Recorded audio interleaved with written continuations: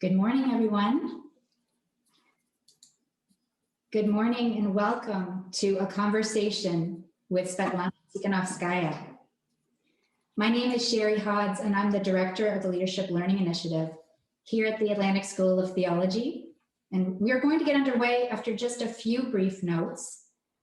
Today, we are so honored and excited to hear and appreciate the leadership journey of Sviatlana Tsikhanouskaya, a leader who exemplifies leadership of integrity, compassion, and kindness. And Dr. David Dean, our associate professor at AST, will be hosting the conversation.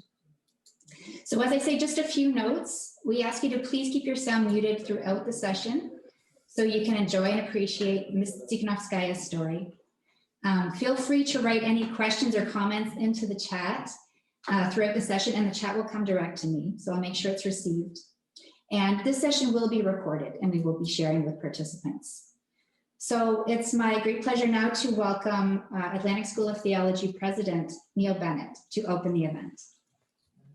Thank you, Sherry, and good morning, everyone.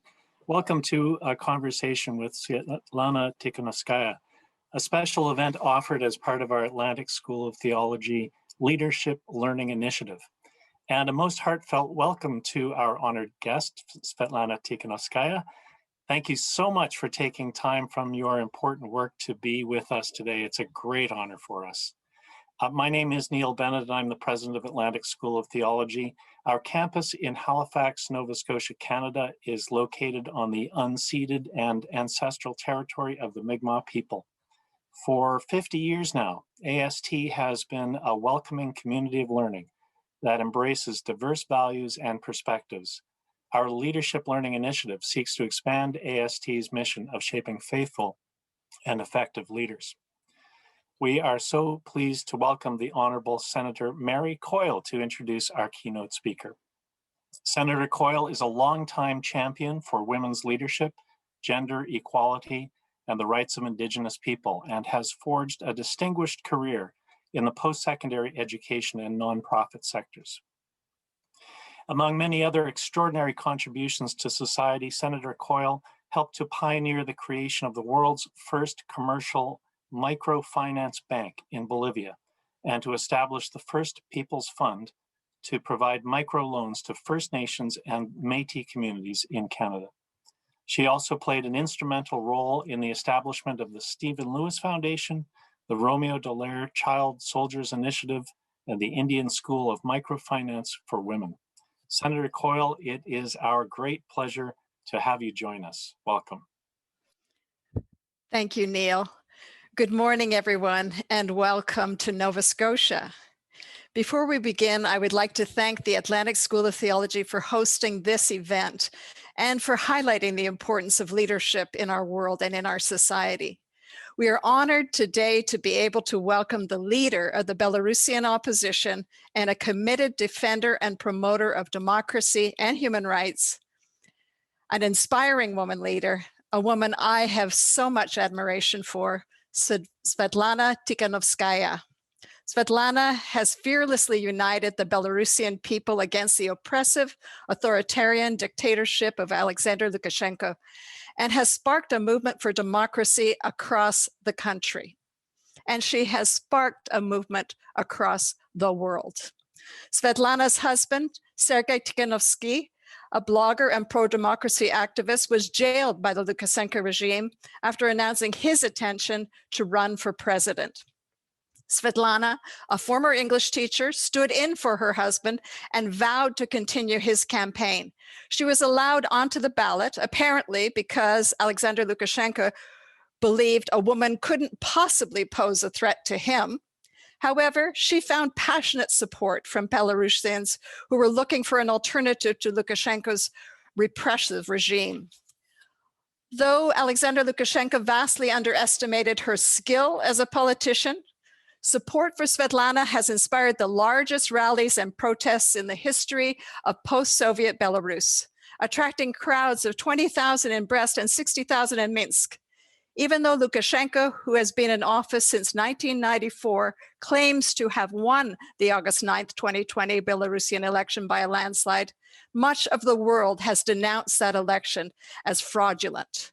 In response, protesters have taken to the streets to express their outrage, and many countries have recognized Sviatlana as the true leader of Belarus. Following the election, Sviatlana was forced into exile in Lithuania after the safety of her family was threatened by Lukashenko's authoritarian regime. Despite the risks, harassment, and threats to her life, Sviatlana's campaign for democratic reforms has only become stronger. From Lithuania, she has met with global leaders, including Canada's former foreign minister, Champagne, in October, to coordinate joint international efforts against the authoritarian regime to ensure the voices of Belarusians are heard. She's continued to encourage Belarusians to demonstrate peacefully against Lukashenko. Protests have only grown in strength, and even as Sviatlana leads from another country. Lukashenko's mismanagement of the COVID-19 pandemic has only strengthened the movement against the authoritarianism in Belarus, especially among women. In Belarus, many doctors are women, and death rates from the pandemic are among the highest in Europe. Doctors have been one of the dominant professional groups on the front lines of the protest against Lukashenko. Women dressed in white, and I see that Sviatlana is wearing white, dressed in white, have become the face of dissent and change, the color white symbolizing peaceful protest. Protesters have also formed human chains and marched through the streets, handing out flowers to police during demonstrations after the election. Despite their desire to stay peaceful, protesters have met with violence and arrests and threats from heavily armed police. More than 33,000 people have been detained, and this includes many journalists who have spoken out. While Sviatlana has set a powerful example that shows the cracks in the facade of a patriarchal and violent regime, the women of Belarus have shown that she is not alone in her fight for democracy. From Lithuania, Sviatlana continues to meet with international leaders and is leveraging support to build geopolitical pressure to dismantle the Lukashenko regime. The European Parliament recognized the fight of the Belarusian people for democracy and freedom, led by Sviatlana, by awarding her, among other leaders, the prestigious annual Sakharov Prize. She's also received a series of international awards for her courageous struggle against the authoritarian regime of Lukashenko, including the Globsec Freedom Award, the 2020 Prize of the Platform of European Memory and Conscience, and the Politiken Freedom Prize. Sviatlana was nominated for the Nobel Peace Prize by the President of Lithuania and multiple Norwegian members of parliament. Sviatlana Tsikhanouskaya was on the list of the BBC's 100 women, and she was included in the 2020 edition of the Bloomberg 50. She's also shortlisted for the Time Person of the Year. And today, we are deeply honored to host you, Sviatlana, a courageous woman leader who personifies the passion and strength of the Belarusian people, and a global leader in the important fight for democracy. Without further ado, I am so pleased to welcome you, Sviatlana Tsikhanouskaya, fresh back from your presentation to the US Congress yesterday. I cannot wait to hear you. I will now pass the baton to Associate Professor of the Atlantic School of Theology, David Dean, who will conduct this conversation. Thank you. Thank you, Senator Coyle, and hello, Sviatlana. It's so great to have you here with us, and we're going to be speaking, of course, about your leadership journey. And I want to start off by asking you about the beginning, about how you felt, what was going through your head, and how you found the courage to begin that leadership journey, we'll say last, about 18 months ago now. Hello, everyone. I'm really glad to be here with you. I know that I'm among friends. I know that I'm among people who are supporting me, and I have heard so many warm words to me personally and towards Belarusian people. And just I'm here. I have to admit that I'm here accidentally, because when I came into this pre-election campaign, it was only for the love to my husband. It was him who wanted to change something in our country. I was at that moment, I was just mom and wife.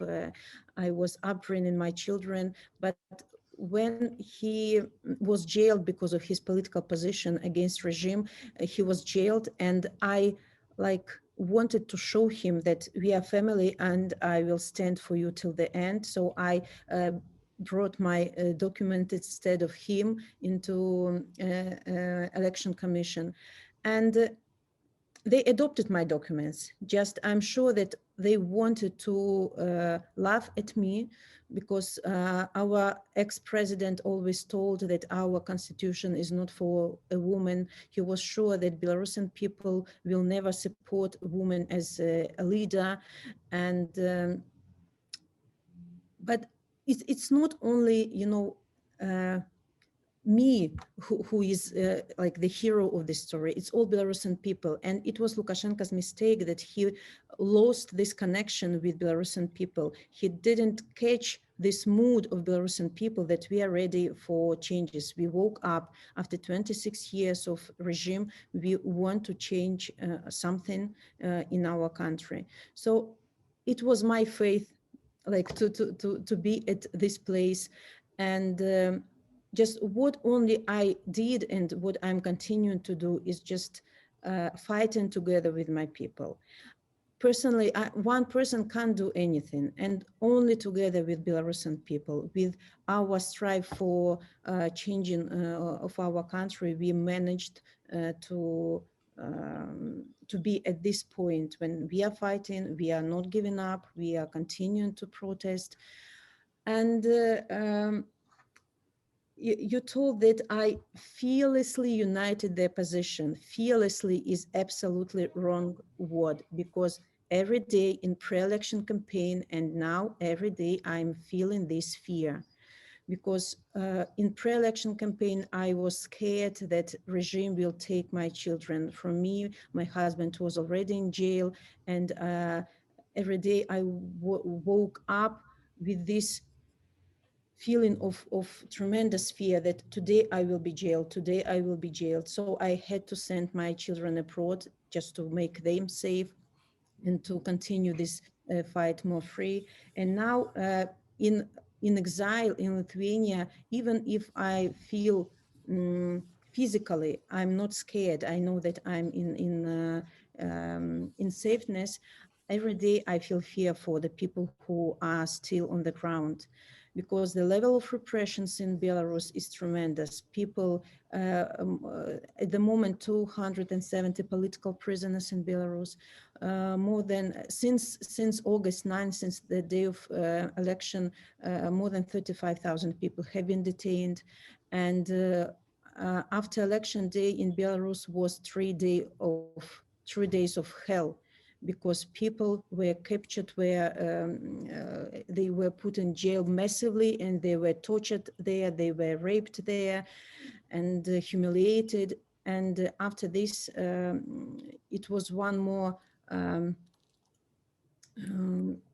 understanding, sorry for my English, one more understanding that we can't live inside with such regime anymore, and people started to fight even more braver, I'd say. So it's not my, it's the place where I am. It's very difficult, because it's difficult to fight against regime with these massive repressions on the ground, when people there are, are under constant attack of the regime. But it's easier to fight when you understand that you are not alone, that not only Belarusian people are fighting on the ground, but the whole world is fighting together with us. Sorry, David, I'm too long. No, it's great. It's great. This is really wonderful stuff. And just about that, there was one moment, I think early on, I saw some video footage, I think from the BBC, and you were sort of moving through a crowd, and you were sort of happy and confident, and you got up on stage and there was a moment where you were kind of, your huge crowd in front of you, and you were almost a little bit nervous, and your sort of voice started to falter a little bit.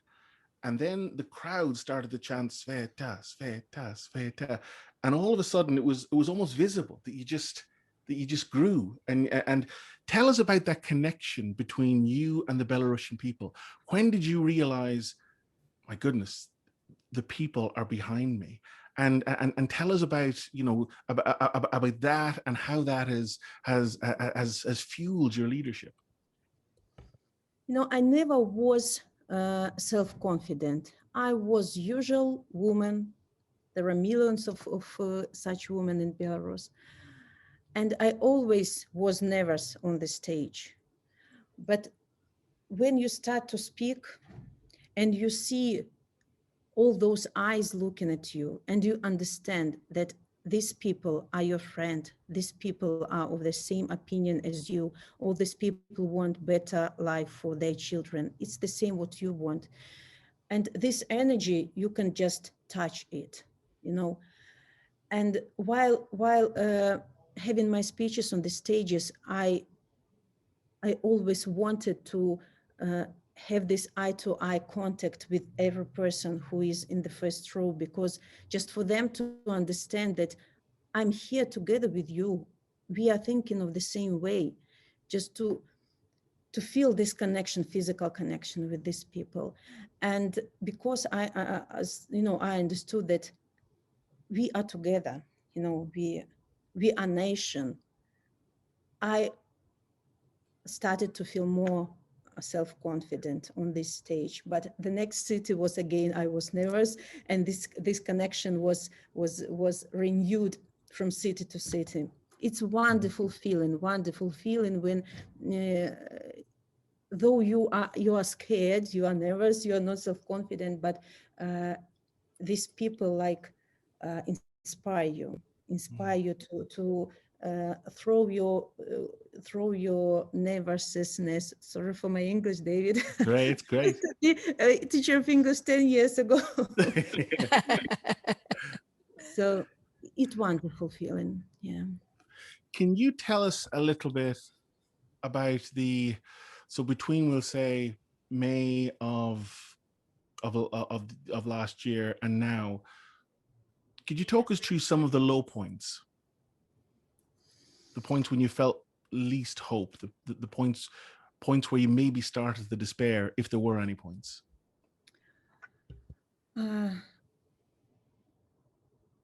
Through all this campaign, there were a lot of moments of desperation.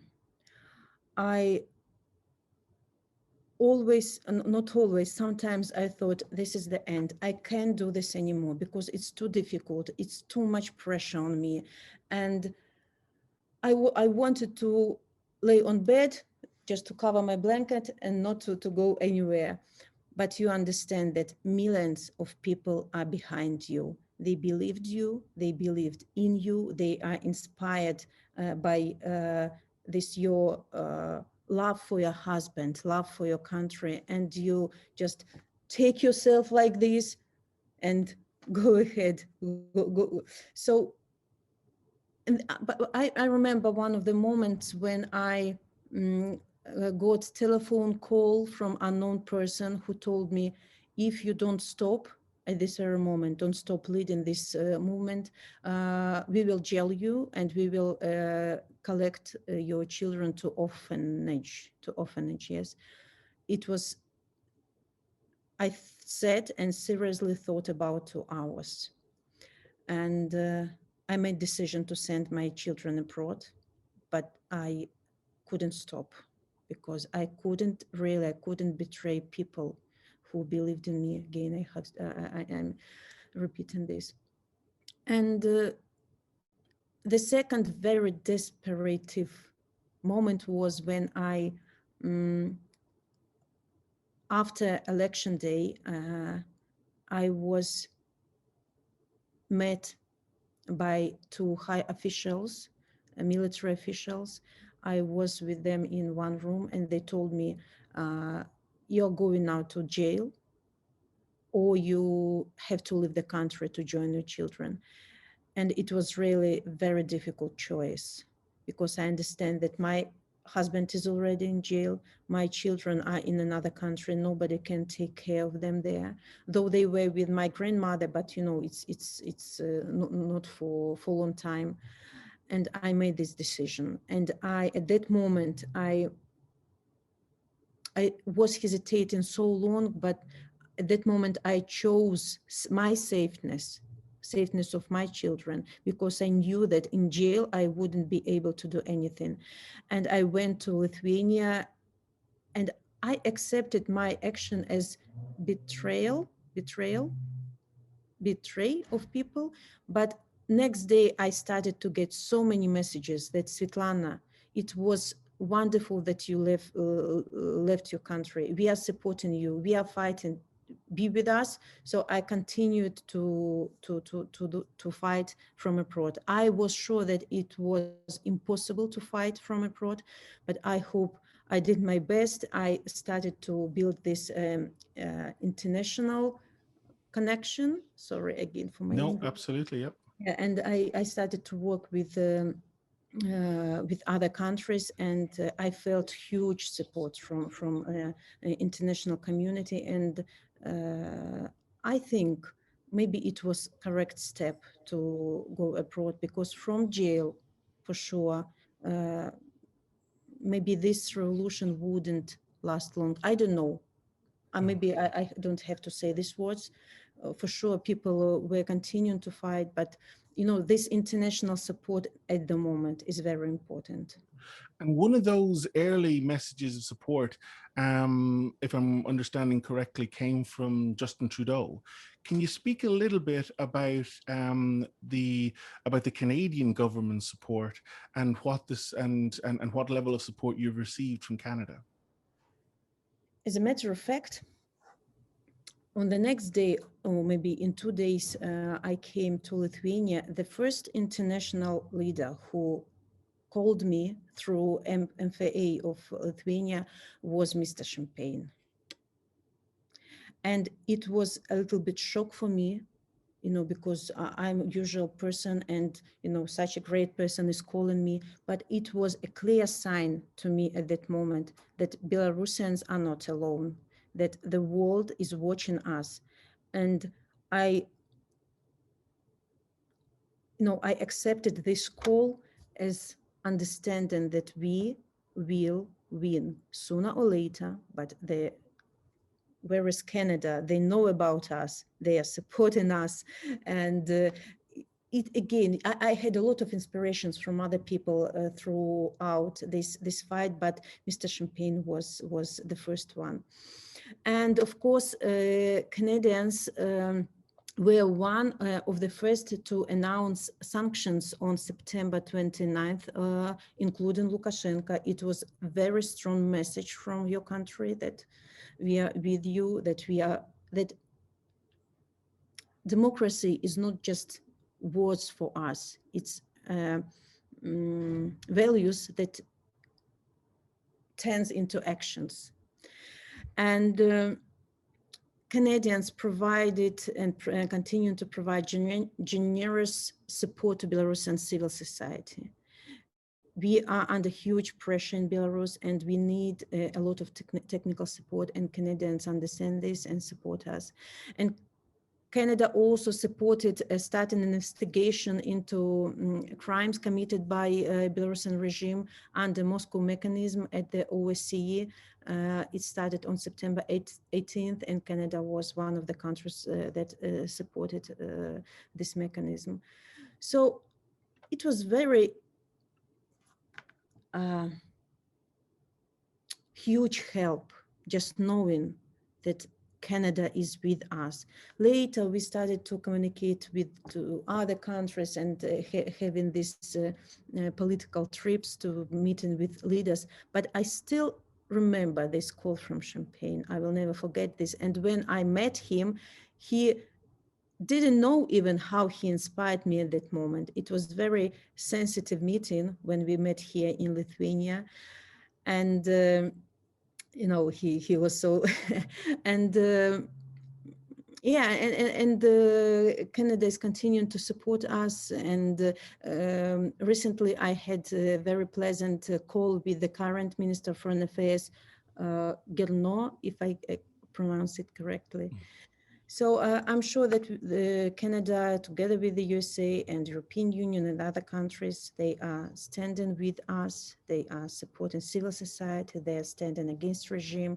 So we feel much more confident with such support. That's wonderful to hear, and I want to return at the end to ask about what the international community can do. But before then, what you've been saying about leadership and what's driven and fueled your leadership really comes down to love. It comes down to love of your husband, love of your people, love of your country, and I think that's one of the the really powerful things about your movement and why it's attracted so many people both in Belarus and internationally.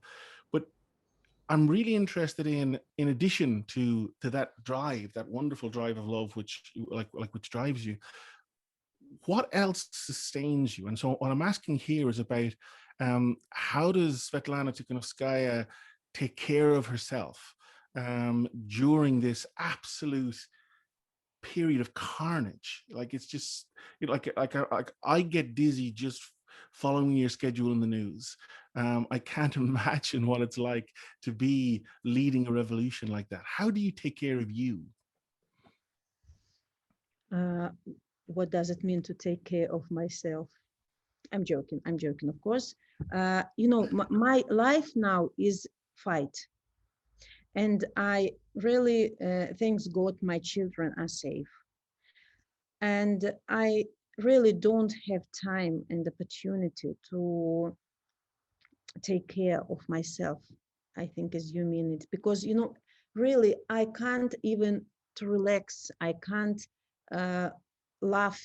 I can't watch movie, because every moment I understand that while you are here, I don't know, drinking your coffee or watching movie or doing something pleasant, people in Belarus are suffering. My husband is in jail, and 1,000 people more in jail, and you can't relax at all.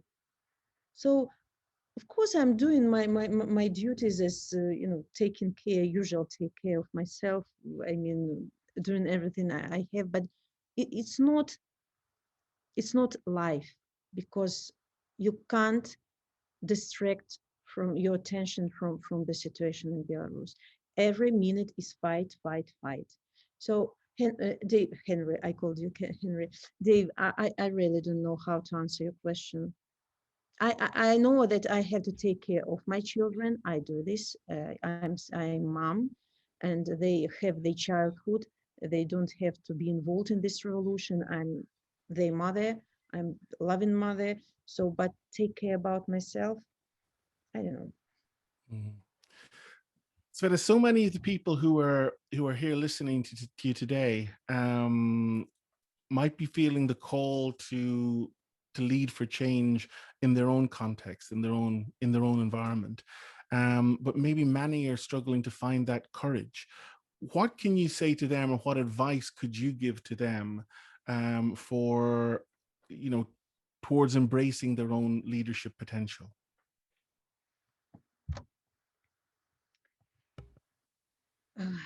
So, taking into consideration my experience, I think that I can advise people, women, to be brave, because somebody has to be a pioneer. And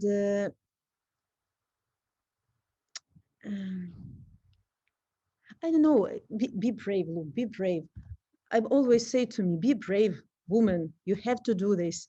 But if not these circumstances, maybe I wouldn't even know that I have so many strength inside of me. I always, my husband, my family always took care about me. And if I always thought that I'm weak person, that I'm weak woman behind my husband with my children. But when life put you in such circumstances, when you have to show your braveness, when you have to show your strength, so you found this inside of you. And of course, surround yourself with people who are supporting you, who believe in you. And so maybe, yeah, and when you know that you are not alone, because again, one person can't do everything by himself or herself. And look, I'm a woman, I can do everything. We have studied how to survive in our patriarchal, I can't pronounce this word. Patriarchal society. Yeah. Yeah. Yeah. One of the things which fascinates me about the movement you've been leading is how many incredibly gifted people have just flocked to you. You know, I was just speaking there before you came on with, you know, with Max, just so many gifted people. Can you tell us a little bit about that? Because as you say, you know, one person can't, you know, lead by themselves. And amazingly, a team has just grown constantly, comprised of gifted people. Tell us about that. How does that happen, and how has your movement been able to just attract all these super talented Belarusian people from all over the world? Because in reality, in Belarus, there are a lot of talented people, but this regime didn't give these people opportunity to show themselves to this world, to this country, because we always had to do what regime tells us to do. And last year, everything has changed, and the best people, really best people, stand against this regime. Best IT specialist, you know, started to help us, help society. You know, IT specialists, let's take IT specialists in our country, they get the highest salaries. I mean, ministers and all that diplomatic people, of course, are more than IT specialists, but even they went it for these huge demonstrations. A lot of IT people were detained and tortured in jails, because it wasn't the question of salary, it was the question of dignity. So everybody who felt pain for the situation, who felt pain for faith of our country, for the future of our country, they joined this, all the rest of people who want to change everything. So, you know, again, they believed in each other. They believed that they are necessary to the society at this very time when we have this difficult path. So I didn't attract anybody. They came by themselves. One of the interesting things about your movement, from my perspective, is that so many movements for change, you know, they don't necessarily embrace or include the churches and religious elements, and yet your movement in Belarus seems to be supported and fueled in many cases by representatives of religious communities. Could you speak a little bit about, you know, we're a theological school, and so we're very interested in questions of faith. Can you speak a little bit about the role of people of faith and churches in the movement to overthrow the last dictator in Europe?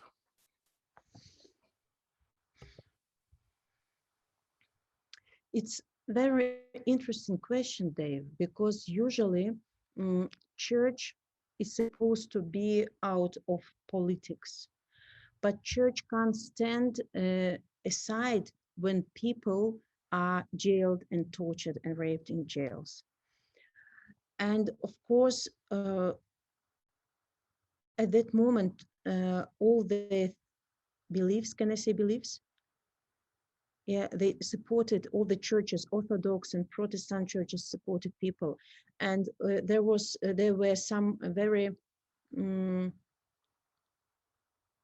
outstanding moments when riot police were beating people on the square, and one of the churches opened their doors to let people in, let them hide in this church.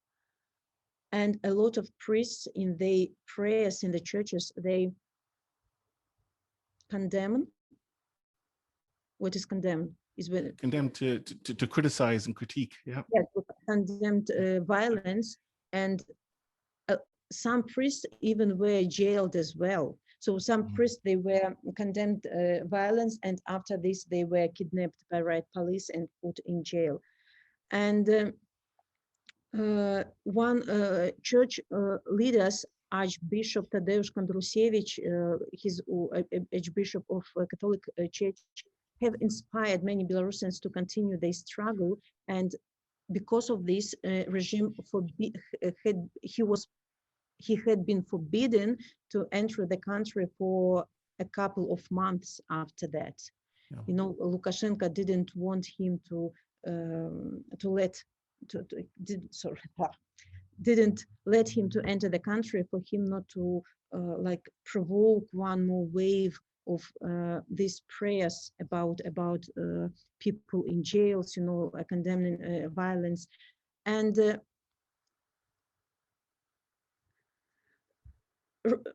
Lukashenko is afraid of churches, is afraid of faith, because religion often reminds us of our moral values, such as truth, peace, and compassion. And so as Lukashenko's rule is based on violence, intimidation, and lies, he is afraid of this, of people of faith, you know. But at this very moment, there is a huge wave of repression and pressure in Belarus, and the priests are also like quiet at the moment. And you know, we are waiting for in the nearest weeks the second wave of huge demonstrations will appear on the streets of Belarus, and for sure priests will not again stand aside. They also will be involved, because if you are a real priest, if you really believes in God and in all values, you can't be silent because of this what's happening in Belarus. Amen to that. During this spring, when we see more protests, what can the international community do? What can we do? How can people around the world help the cause of Belarusian freedom?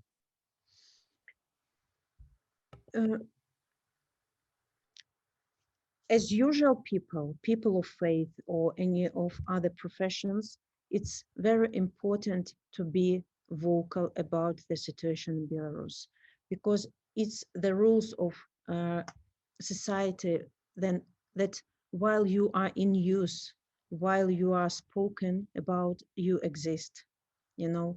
And it's extremely necessary for us that the whole world talk about Belarusian situation, because we are in the center of Europe.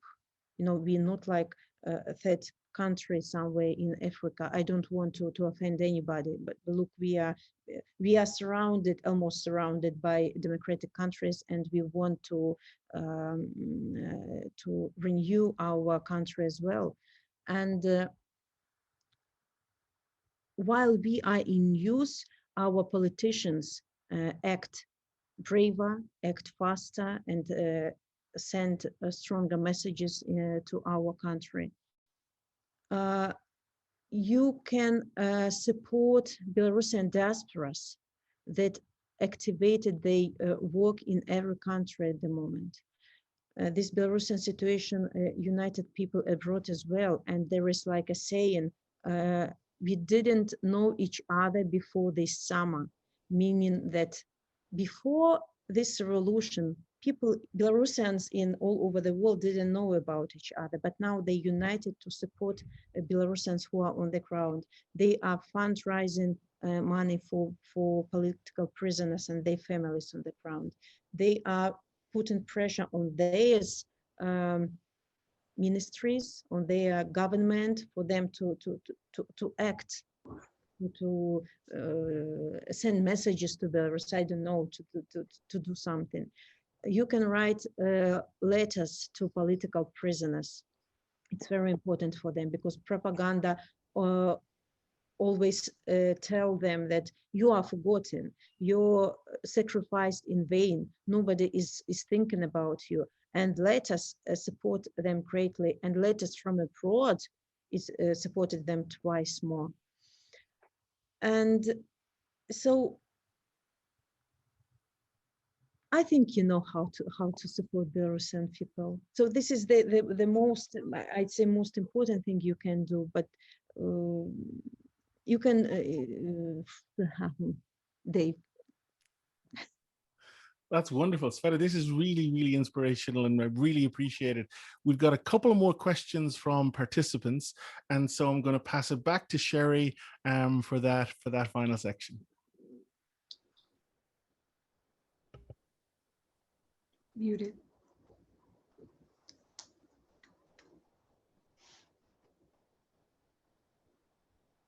Sherry, I think you're muted. You're so right, David. Thank you. I'm very, very pleased to have a few questions from our participants in the Leading from the Inside Out series that we offer here. And our first question is from Arti Arumagam. Arti, are you there? Yes. Hi, Sviatlana. I'm not sure what time it is at your place, but I want to say that as a student of Women and Gender Studies program, you have been such an inspiration. So thank you so much for sharing what you did today. My question for you is, what has it been like to lead through this change as a mother of 2 young children?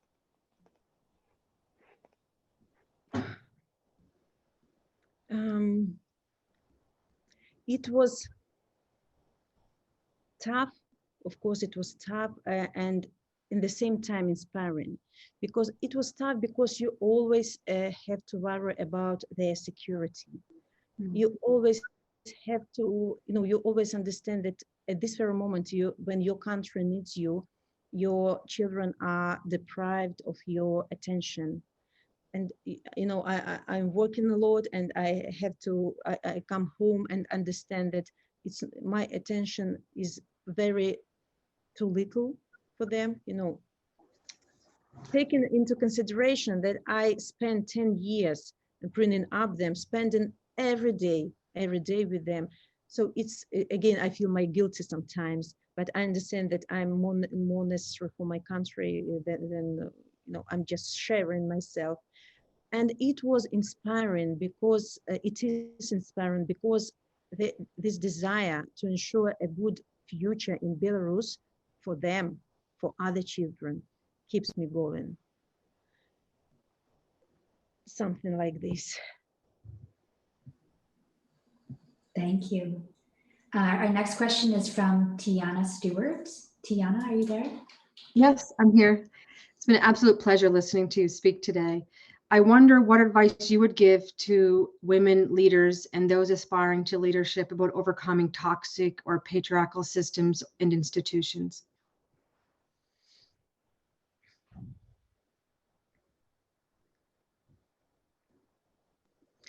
We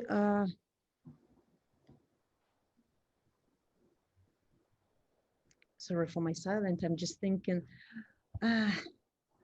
sometimes it's very difficult to understand, especially in the countries where help me with this word, patriarchal situation. It's very difficult to understand the meaning, the role women can play in this society.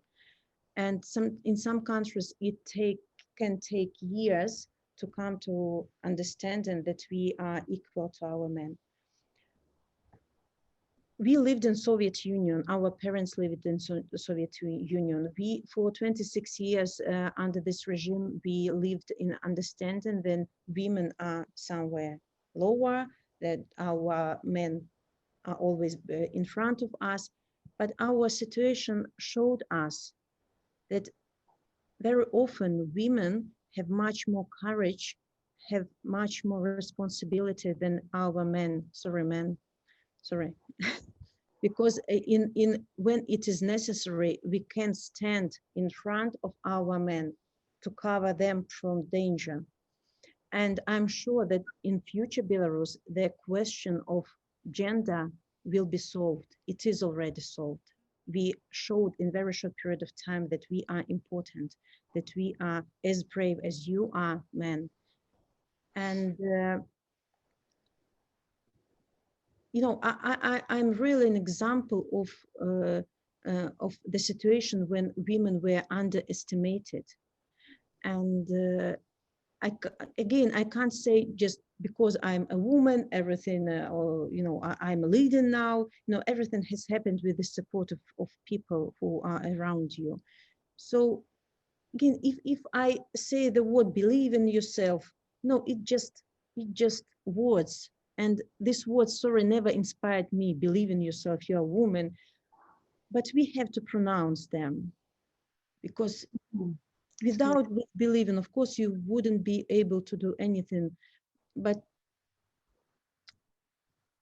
I think circumstances are very important. And being a woman, it's as a woman, you have to put much more efforts to achieve something than a man. And this strengthens you.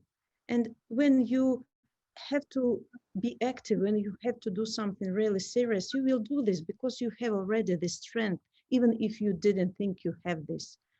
So believe in yourself, be brave. Simple words. There are many meanings of these words, but again, I have to say sorry for my English. Thank you. Svetlana, your English is perfect. Thank you so much. I just have another question for you. I was wondering what it was like to present in front of US Congress yesterday. I wondered if you could share what the experience was like for you. So once again, Sherry? Sorry, I was asking about presenting in front of the US Congress yesterday and what that experience was like for you. It was strange, but I wasn't nervous before this meeting, though it's, you know, it's very high level hearing. But again, I knew that I'm among friends. I'm among people who want to help. And I didn't have to persuade them in something. I just wanted to share these people with my pain for people who are on the ground. And I want for them to understand how it is important for Belarusian people who are suffering there at the moment, their help, because they're a great country, they can do a lot. And but to help us, they have to touch this pain, you know, just have to understand that we are live people, we are fighting, please help us. So I wasn't nervous. I again, I'm repeating this all the time. The same as with you, I'm not nervous at all, because I know that you are supporting us. I know that you know the situation. I know that you believe in people, the people who want to achieve better life for themselves, they will achieve this. But we need your help. We need help of people on yesterday's meetings.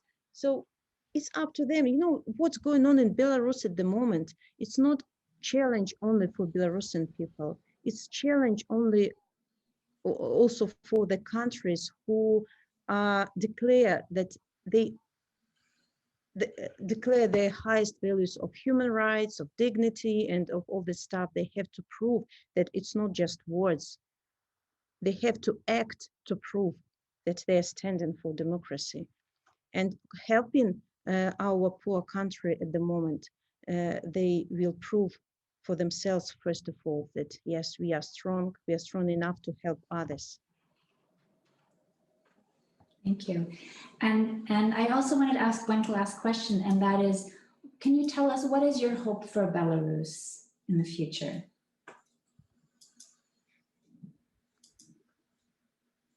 You know, we have already paid a very high price for our desire to live in a better country. And this very moment, my first main wish about new Belarus is safe Belarus, where people are not afraid to go outside, when people don't have to take this extra pair of socks and t-shirt and toothbrush when going to the work, because they any moment they can be kidnapped from the streets and put in jail. When they are feel safe in their houses, not waiting this knocking into the door, knowing that they can be, their apartment can be searched and parents can be taken from apartment, leaving children alone. Safeness is extremely important. Of course, economic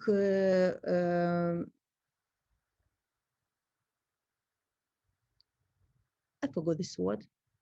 Economy is very important, you know, and this growth of level of life of people is also, you know, it's, we are going to build this. It will be difficult way, we understand this, because Lukashenko is living like desert behind, you know, his leadership. But we are ready for this. We understand it will be difficult, and moreover, we will have to learn how it is to live in democratic country where everybody is responsible for you know, everybody is responsible for the future. When we are not doing what a dictator tells us to do, but we have to put efforts to make this country better. So democracy means responsibility, first of all. And so as we have never lived, as a matter of fact, we have never lived in this democracy, we will have to study how to live with these new rules, taking responsibility not only about ourselves, but about the whole country. I see my country as prosperous, where people smile to each other, because we forgot how to do this. When I came to Ireland, when I was child first time, what astonished me that people are smiling all the time, you know, but in our country, it wasn't normal. People were like angry because of difficult life, because of this regime. So I want to see my country where people are smiling to each other because they are happy to live in this country. Beautiful. And one final question. What would you leave us with Canadians, with people who are watching around the world? What's your message to us for you? How can we support you? How can we be behind you and the Belarusians? We were already talking about this, but once again, it's very important for Belarusian people in this difficult period of our life, in this difficult period of fight, that the world wouldn't forget about us, that we exist, we are fighting. It's very difficult. People are suffering in jails. Usual normal people who just wanted, they are not criminals. They just wanted to say a word against regime. They wanted to build new Belarus, wanted a better life for their children. We are still there. So if everybody will tell to the neighbor, to parents, to friends about our story, more powerful your help will be to this to these people, to our people. Secondly, again, it's not very high to talk about financial support, but as a matter of fact, our people in the crowd need this technical support at the moment. And if you can fundraise for political prisoners, for their families, for media, for striking, for workers who are striking in the moment, who were fired because of their civil position, it would be of great help. No, every small help, it grows into huge support. And letters to political prisoners. It's 5 minutes of your life. You can find information on internet. Just every information you need in our okay, now you can even write letter, not going to post office or somewhere. It's easy to do this on internet. So 3 main points: be vocal, help civil society, and write letters to political prisoners. These very simple steps, but they can be crucial in our fight for our democracy. Thank you, Sviatlana. Thank you so much for taking the time to be with us today and sharing your incredible story. We're so moved by you and your work. And thank you for everything you're doing for Belarus, for Belarusians, and for the world, for all of us, for democracy. And I want to thank Senator Coyle for being with us today too. We so appreciate you. Thank you to our wonderful host, Dr. David Dean. And thank you to all of you for being with us today. And if you'd like to learn more, we're going to continue to share Sviatlana's story and how you can support. We'll share some messages about this. You can check us out at astheology.ns.ca and learn more about our leadership learning initiative as well. Thank you so much, everyone. I hope you enjoyed our time, and I hope you have a wonderful rest of your day. Thank you. Thank you, Sveta. Thank you very much. Thank you for all the warm words I have heard from you. I understand that telling me these words, you are telling these words to the whole Belarusian nation who are in difficult position now. Thank you for your invitation. I really had wonderful 1 hour with you among friends. До свидания, Sveta. До свидания, Dave.